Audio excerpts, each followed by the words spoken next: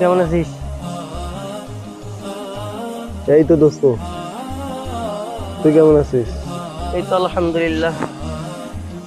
তুই রোজা আছিস? না রে দোস্ত, আমি রোজা নাই। আরে ভাই, রোজা রাখতে তো কষ্ট। এরকম মানুষ রোজা রাখে, সারাটা দিন না খেয়ে থাকতে হয়। দেখে ভাল লাগে।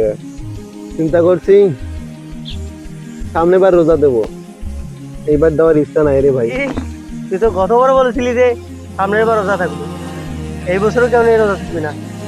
দেখ রাশেদ, তুই গতবারও বলেছিলি যে এইবার রোজা রাখবি। আর শয়তান মানুষকে কিন্তু এইভাবেই ধোকা দেয়, আর অল্প অল্প করে ধোকা দিতে দিতেই মানুষকে পথভ্রষ্ট করে ফেলায়। রাশেদ, রমজান মাস কেবল শুরু হলো, আর অনেকদিন বাকি আছে। তুই নিজেকে শুধরে নে। ঠিক আছে দোস্ত, চেষ্টা করবো, রোজা রাখার চেষ্টা করবো ইনশাআল্লাহ। আর এইভাবে তুই শয়তানকে প্রশ্রয় দিস না। আর এখন আজান দিতেছে, চল। ঠিক আছে দোস্ত, তুই যা, আমি যাবো এখন।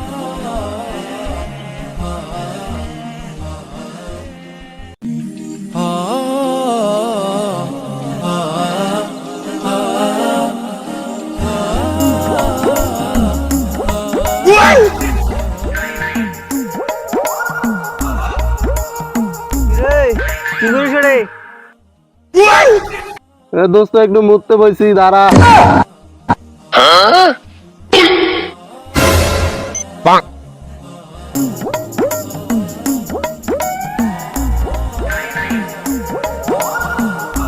শুনে নামাজ আসার কথা, কি বললি? জানি না দোস্ত, কেন জানি আমি বাসায় গেলাম, যে গোসল করলাম নামাজের উদ্দেশ্যে, কিন্তু তারপর কেন জানি আমাকে আর মসজিদে যাইতে মন চায় না।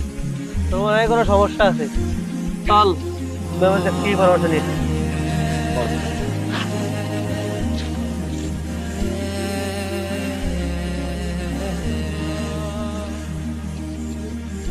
আসসালামু আলাইকুম।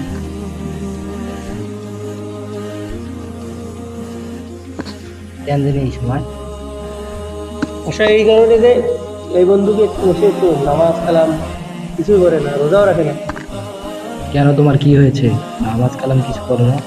হুজুর, আমি তো নামাজ কালাম সবকিছু পড়তে চাই, কিন্তু কেন জানি এখন যখনই আমি নামাজ কালাম পড়তে চাই, তখনই কেন জানি এখন শয়তানের ধোকা দেয় মনে হয়, যে আমাকে আর কিছু করতে মন চায় না।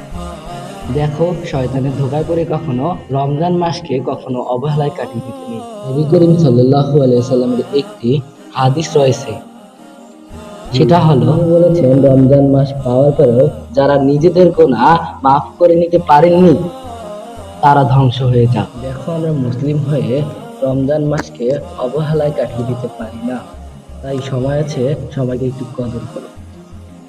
ঠিক আছে হুজুর, আমি আসর থেকে নামাজ পড়তে আসার চেষ্টা করবো ইনশাআল্লাহ।